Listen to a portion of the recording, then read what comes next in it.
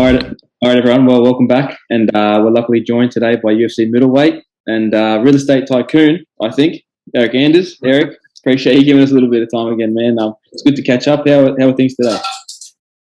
Man, everything's good, man. Just finished up training for the day, a little bit of sparring, and it's time to rest, take a nap, and just hang out. Maybe do some yoga, run a little bit this afternoon, but yep, chill.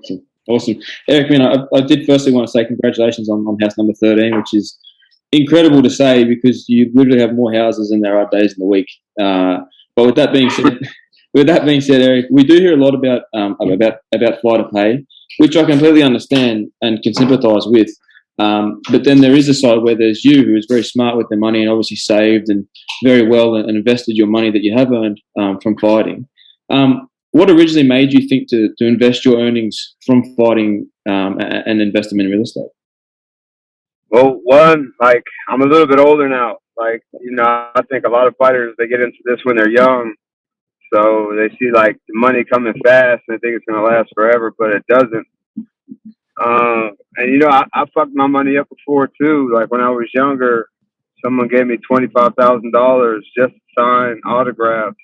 And before I was out of the parking lot, before I was out of the building, I was back. Eryk, sorry, a little bit of drop out there, but we're just saying about Eryk buying your 13th house and everything. So, what did originally sort of made you invest? I know you said that you got handed $25,000 from an autograph signing. If you continue that story, that would be amazing. Yeah, and I partied that money where I have zero. I couldn't tell you what I did with it. Yeah. A large part of it is in Vegas somewhere, in circulation in Vegas somewhere. And so I kind of ran through that money, and I was like, damn, I don't have nothing to show for it. So I understand how young fighters blow their money because it's tempting. Especially if you ain't never had nothing. You finally got some money in your pocket, you want to go have a good time, but. When I met my wife, she's super smart, much smarter than I am, and much more financially savvy than I am. And she was like, man, instead of blowing this money on trips and a good time, we could do this, and then the rent or whatever from these houses, those can pay for our trips. Those can pay for car payments and things like that. So, I just kind of let her do her thing, and so she put me on game. She educated me, and we got 13 houses together. Yeah, awesome. Insane, crazy. So, look, Eryk, since we last spoke, you had the opportunity to go on the legendary Mothership at Joe Rogan's podcast, which is obviously a massive experience that everyone would enjoy. Can you just speak a little bit to the experience of maybe how Joe reached out to you and the experience of going on Joe's show? It was cool. He talks a lot about psychedelics and DMT and things like that. And I tried DMT, and we were talking, and I was like, dude, I've been told too, which is DMT, and it was like, cool. Come share your experience, and this is chop it up or whatever. So I was like, cool. I like the story about Henry Cejudo's. I like that one. Dude, and, that's just the story retold to me because you don't remember. I was on a different realm, on a different, in a different place. Yeah. So then you come to, and everybody's like, "Oh my God, you're okay." And you come back to reality after hanging out with the machine elves. Then what? I said you come back to reality after hanging out with the machine elves and the godheads. Yeah, exactly. So you take a second or two to kind of decipher the experience that you just had, and it takes a couple days for you kind of to put it all together. But at least that's what my experience was, and it was a good time. 100%. Eryk, I have noticed you've been competing in a few grappling competitions as well lately, with your last one coming against Andre Petroski at Fury Grappling just over a month ago. How much have you enjoyed these grappling comps and leading up to your fight with Carl Daukaus, and are they something that you want to continue after that fight? Yeah, I started with jiu-jitsu, won worlds as a purple belt in the gi. I like grappling. I thoroughly enjoy it. And it's just, you know, I kind of got away from it a little bit because I didn't want to get hurt.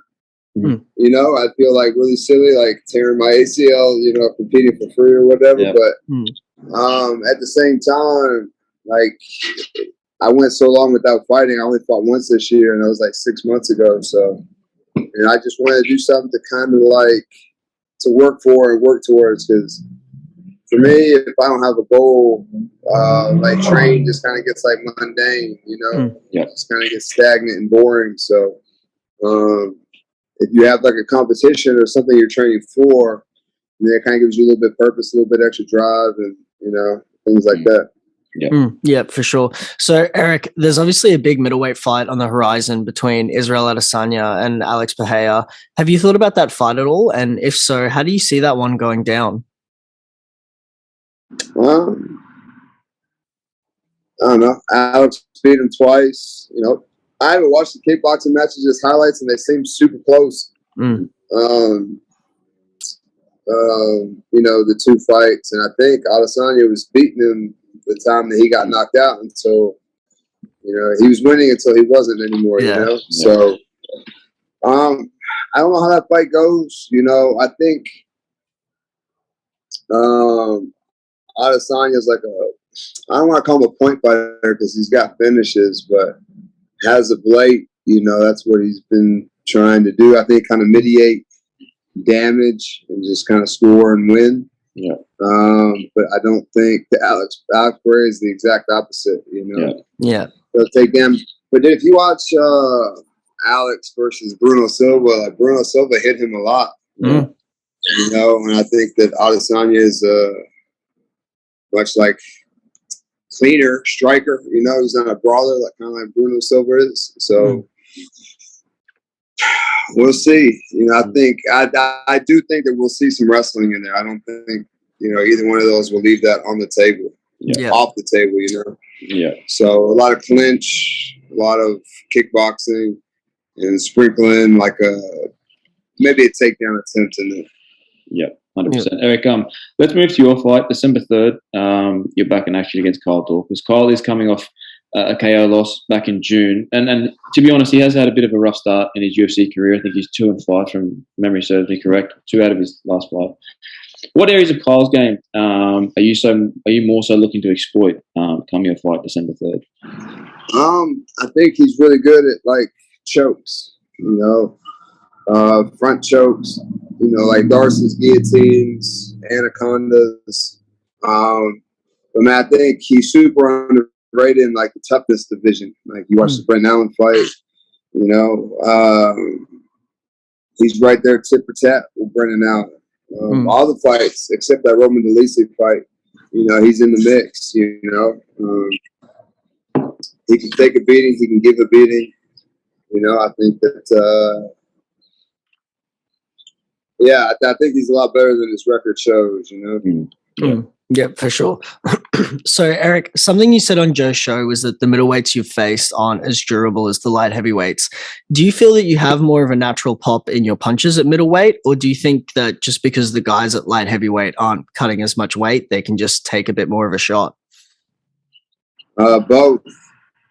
You know, those guys who fight at 205, you know, they're getting back in the cage at 230. 235 or whatever, and they're like bigger. They're much bigger. Like it's not. It's a bigger frame. Close, you know?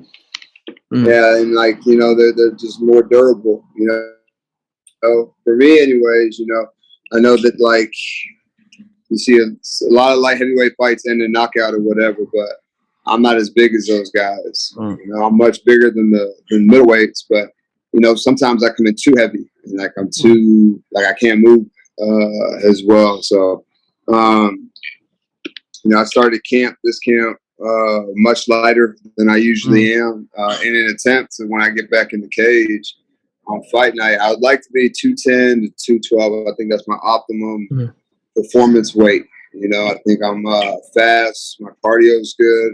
I'm still durable.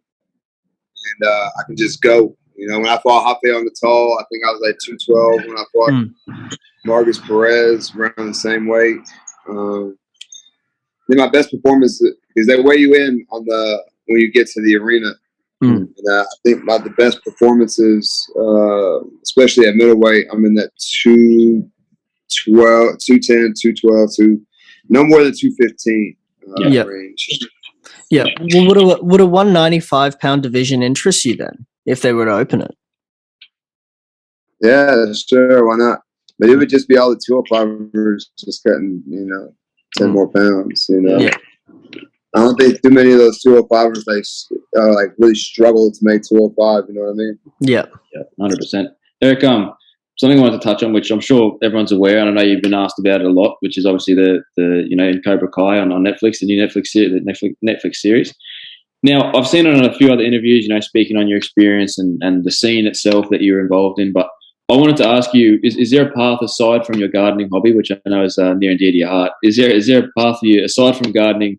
After fighting, that involves acting. You did. I think you did pretty well in the Cobra Kai. I saw it. You did really well. So, is there a path for you in movies and TV? Would you like to get to that avenue?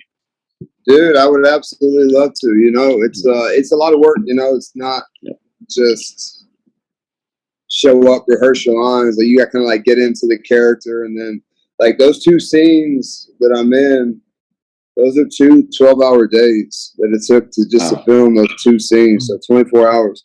And I must have fought Johnny Lawrence 100 times. And then when we got it right, they switched the cameras and did it from another angle. And then when we did that right, they switched Johnny Lawrence out and put a stunt double in. But I don't have a stunt double.